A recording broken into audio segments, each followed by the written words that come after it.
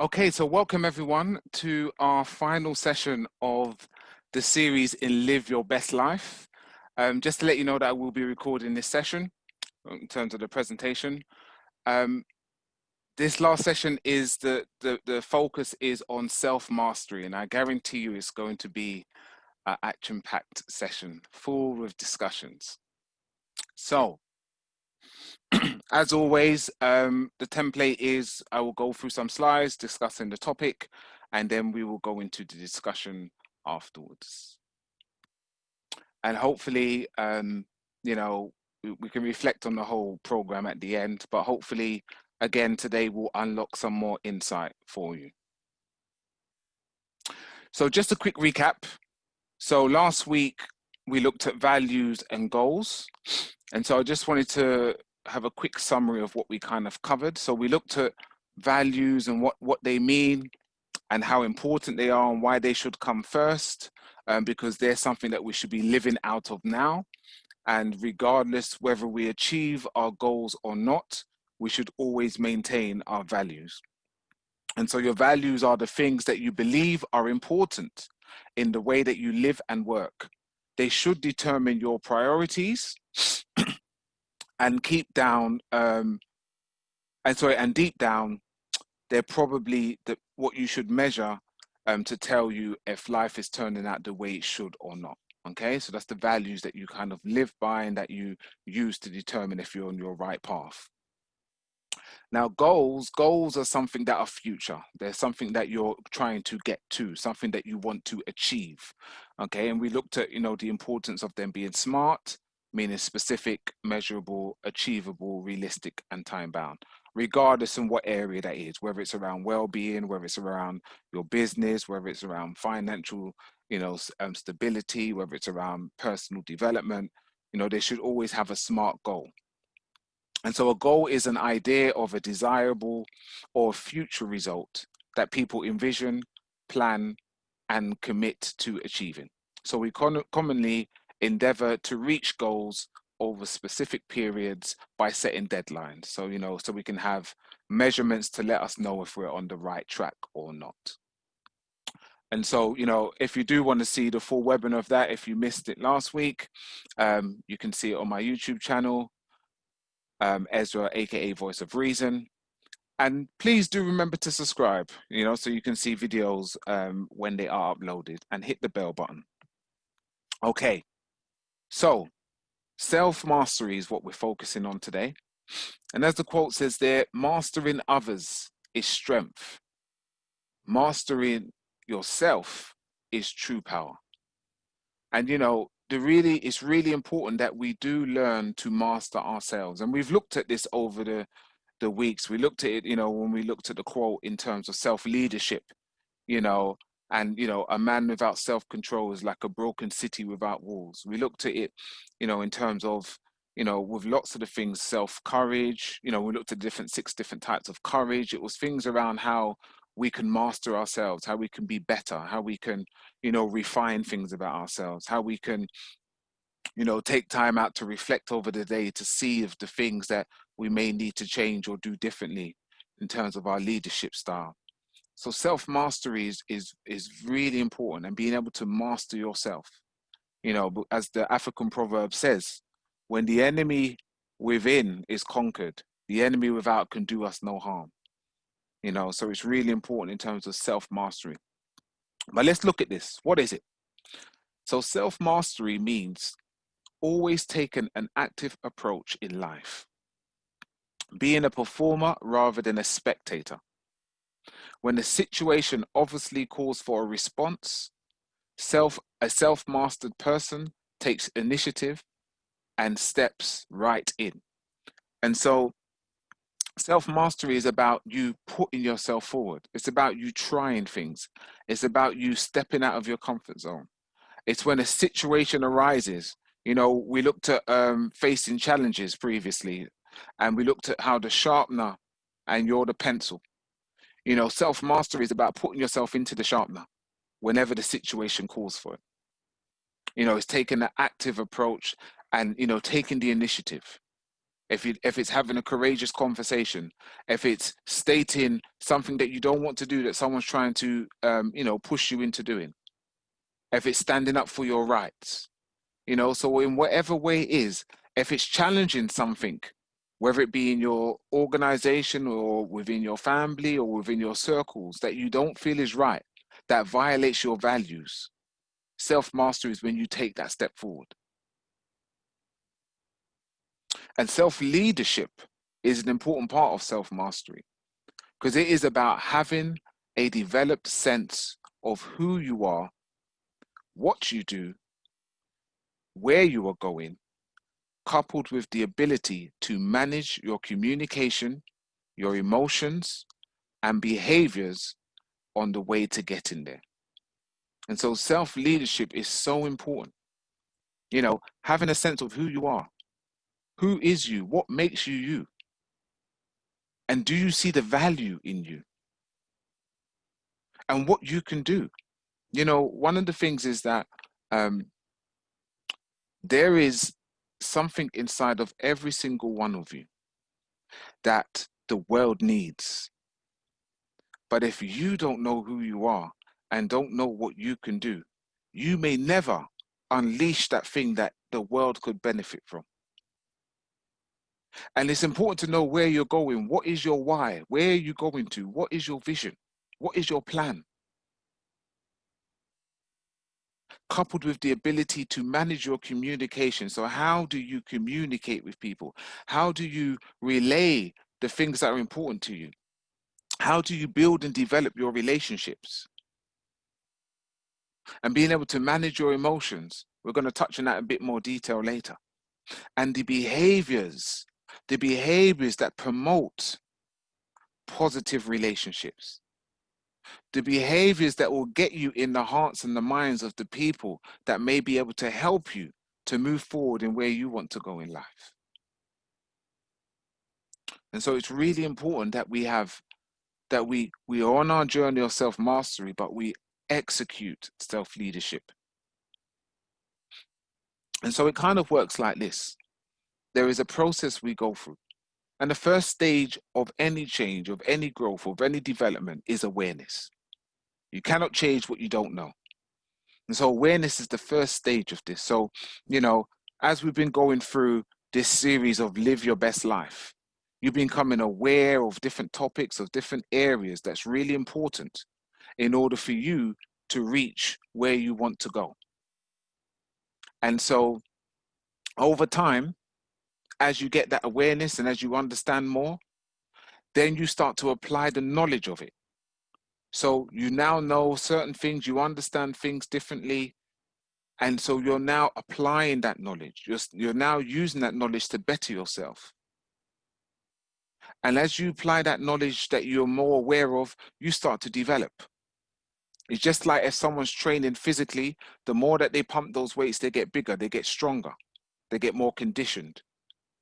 And as you apply the knowledge that you've learned from this webinar, you are going to develop. You're going to become sharper. You're going to be able to face those challenges. You're going to operate out of self-leadership. You're going to understand the 3 Ps that lead to your success. You would have laid the foundations that's going to get you to the next level that you're seeking. And then as a result of that development, you reach a plateau, you elevate and you reach a place of mastery, what we call self-mastery. So, the key drivers that nurture self-mastery. And the first one is self-esteem. And self-esteem is about how you see yourself, how you fit within the environment, within your family, within your team, within your business, within your workplace. What is it about you? How do you see yourself? When you look in the mirror, what stares you back in the face? And dependent on your self-esteem, because of how you see yourself, will determine what you accept and what you don't accept, how you speak and the things you don't dare to say. what you allow other people to get away with, and what you don't allow them to get away with. All of that will be dependent on your self-esteem. And as I said previously, the world is looking to you to see an example of how they should treat you, and they will follow your lead. The second driver that nurtures self-mastery is your confidence. Your confidence is so important.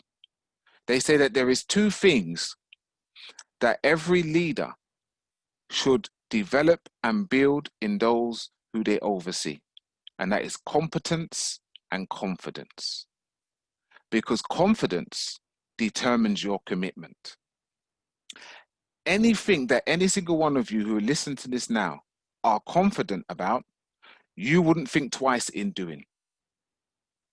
When it's something that you have confidence in, there's no delay, you just do it, it's not a problem for you. And so often what happens is you can have you can be capable of doing something, but because you don't have the confidence, and this goes back to the mind traps, what are the stories that we tell ourselves? Too often we tell ourselves horror stories that diminish our confidence. So we have a delay and we procrastinate in commitment. And so it's really important that we develop and have a confidence in the things we're doing, because that will determine how you commit. The third stage is self-respect. And self-respect is so important because there are certain things that you would refrain from doing, or certain things that you would be driven to do purely because of your self-respect. You see, if you were arguing or getting into a debate with a particular individual who's cantankerous or just likes to cause controversy, your self-respect will be the thing to make you go, you're right, let's just leave it at that and walk away. Because they say that it only takes a fool to argue with a fool. It takes a wise man to walk away from that argument, or a wise woman. And so it's really important that we have self-respect, because that directs your attitude and your behavior. And the fourth one is motivation. Motivation is so important in terms of nurturing self-mastery. Now, motivation is internally driven and externally motivated. So in terms of motivation, it should always start from within. That's why we say you should know your why. Yeah, the reasoning, the meaning behind what you're doing, a higher purpose, something that you're driven by. That's more important than your tiredness. That's more important than you feeling like you can't be bothered to do it that way. There's something internal that drives you forward. But also it's externally influenced. So there can be outside factors that can influence your motivation. If you're feeling sick or unwell, if there's an incident that's happened, if you've got a loved one who's in hospital, that's going to impact on your motivation. So it's internally driven, that's where it should start from, but it is externally motivated. And so your motivation is what drives and influences you. And so if you are on a path of self-mastery and you are motivated to do it in whatever area that may be, it will drive and influence you. So if the area of self-mastery that someone wants to do is mastering their body or mastering their mind, that person who wants to master their mind is not going to listen to the news every day where it's just negativity. Or that person who wants to master their body is not going to eat junk food every day. Or if that person who wants to master their communication skills, they're not going to have conversations with people who are on a low frequency every day. So it drives and it influences you.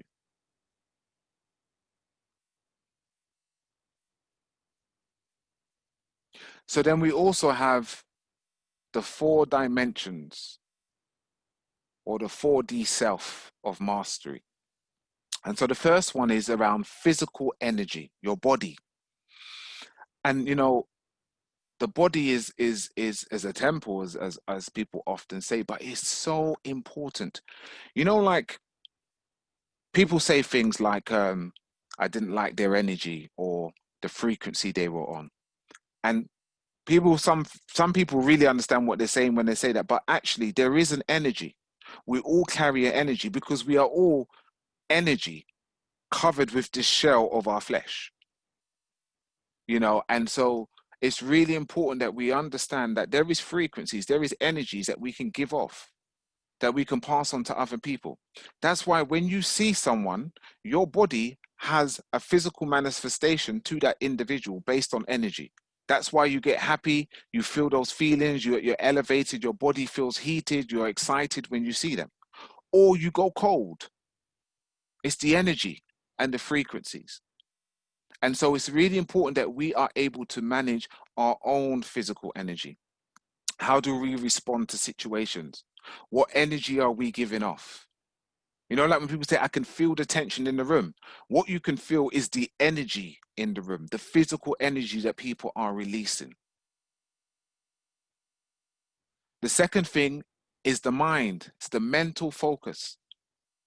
I'm sure you all know, you've heard me say it before, the mind is the battlefield. Your life and my life today is a reflection of our thoughts. The seeds that you sow have created the garden that you now live in. And life is your garden. And if you have too many weeds in your life right now, it's the mental thoughts and processes that you entertained that birthed those. If you keep telling yourself, I can't do, you won't be able to do. If you keep saying, this is all that I am, that's all you will be. But if you say, I have an infinite mind and all things are possible to you. If you say, I'm going to achieve whatever that thing is for you, and you speak it into being and believe it in your mind, it will come to you. And then we have the heart, emotional well-being.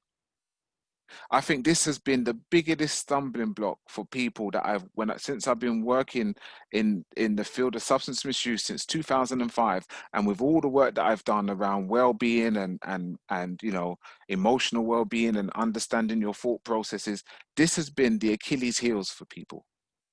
There is so many people that if we looked at them on a weight scale in terms of their emotions, they are emotionally obese. There is so many people who carry repressed emotions. There are so many people who are so imbalanced that they are reacting to situations of the past when they present themselves now in their present reality. There's so many people who carry anger stamps, and they unfortunately unleash that on the wrong person who happens to be the scapegoat, the straw that brought the camel's back. And so we have to be balanced in terms of our emotions. We cannot be harboring and holding on to all the things of the past. And so, it's really important that we are able to reflect, look at things when things happen. Is it transference or something from the past, or is it because of what's happening right now that you feel that way? Is there something that happened with someone else that when someone else does it, it brings you back to what the previous person did and you react as a result of that? So emotional well-being is so important. And one of the things is that when we harbor and hold on to repressed emotions, they unfortunately, because we don't allow them to go out, they go in and it manifests in pains and aches, in headaches, in migraines, in brain fog, tense shoulders. And so it's really important that we understand how emotions impact on us if we don't allow them to do what they're meant to do. And that is to reveal, to be expressed, and then to be let go. And then we have the soul, spiritual meaning, higher elevation, that aspect of us which is driven by purpose and deeper, more intimate understanding viewpoints, focus, and determination. Whether that be in a religious sense, spiritual, whether it be in terms of your why, whether it be in terms of your greater goal that is bigger than you. And it's really important that we understand that aspect as well. And for people who do and are aware of their spiritual meaning, life is completely different for them because they have a goal and they have a purpose and they're driven. And it's much harder to get someone who has spiritual meaning off track than someone who don't know what it is. And so it's really important, if you want to get to a place of self-mastery, there has to be a spiritual meaning that you have in your life, a purpose that compels you to do what you do. Failure is not an option in your journey. And so we have the 4D self-mastery. So the stages of self-mastery and how that plays out. Stage 1 is self-awareness. As I said earlier, awareness is the first stage of any change. If you are not aware that you're doing something, how are you going to change it? So self-awareness is key. With all of these sessions that we have gone through, it has been to create self-awareness, to be aware of why you're doing stuff, how you're doing stuff, how things are impacting on you. If you're allowing life to happen to you, or if you are taking it, the bull by the horns, and driving it in the direction that you want it to go. So that's the foundation, that's the first stage. But after you have self-awareness, then comes self-exploration. You see, because once you become aware, oh, I can do this thing differently, or I don't have to take that, or I can use the Atlas model to help me in situations. I don't have to carry the world on my shoulders. Or actually, yes, I do recognize that I need to know my why, and I need to have perseverance, because it's not going to be an easy ride, but I am strong enough to do it. And so we start to explore. We start to explore as we step out of our comfort zone into fulfillment. And as we start to explore and we're realizing things, we discover. And it's out of that discovery that you learn more about yourself. There's a saying that says, and I believe this to be true about every single one of you, each single one of you is like a tea bag. You don't know how strong you are until you are in hot water. That's why you cannot run from the sharpener. You have to run to it. Because what doesn't challenge you doesn't change you.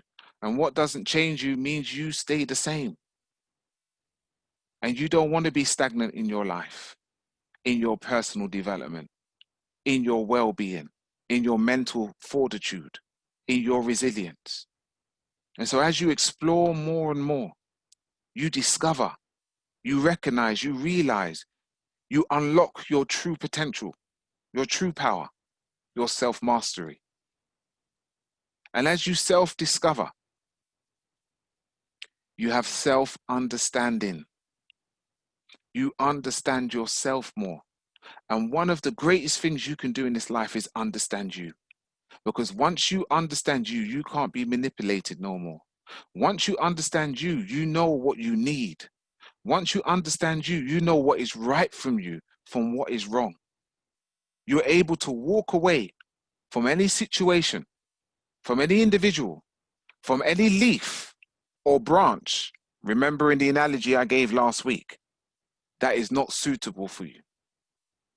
You have an understanding of those root trees that are going to be a good thing in your life. And from self-understanding comes self-love.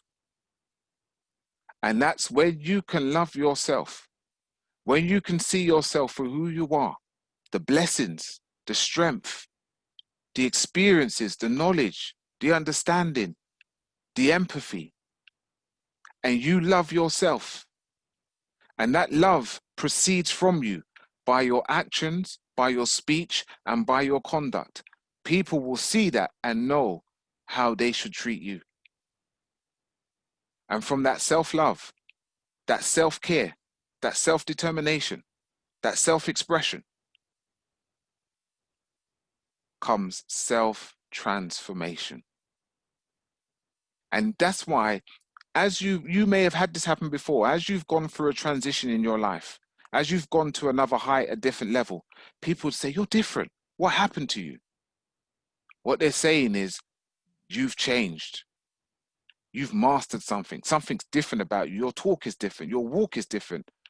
Your glow is different. And that transformation, it either brings admiration to those who see it for what it is, or fear for those who know they can't do it for themselves. And so self-transformation.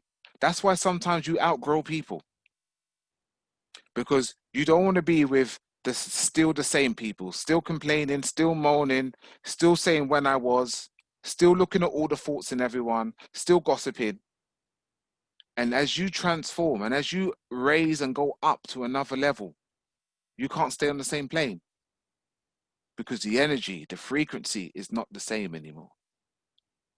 Don't be afraid if you have to leave people behind who are not on your level, who are not going to be bringing you up, who are not going to be encouraging you to go forward. And from self-transformation comes self-mastery. And that is the goal for all of us, to reach the place where you feel fulfilled in achieving your spiritual, physical, mental, and emotional goals in life. So, as always, we're going to have a discussion. Group 1 is going to be focusing on the key drivers: self-esteem, confidence, self-respect, and motivation. What do those things mean for you? How have those drivers helped you in the past? How do they determine what you're going to do going forwards? Group 2, you're going to look at the 4 dimensions: physical energy, mental focus, emotional well-being, and spiritual meaning. Maybe you want to have a discussion and each one can talk about what particular one resonates with you today, or which is the one that you're going to be focused on going forwards. And for group 3, the stages of self-mastery. So there is self-awareness, self-exploration, self-discovery, self-understanding, self-love, self-transformation, and then self-mastery.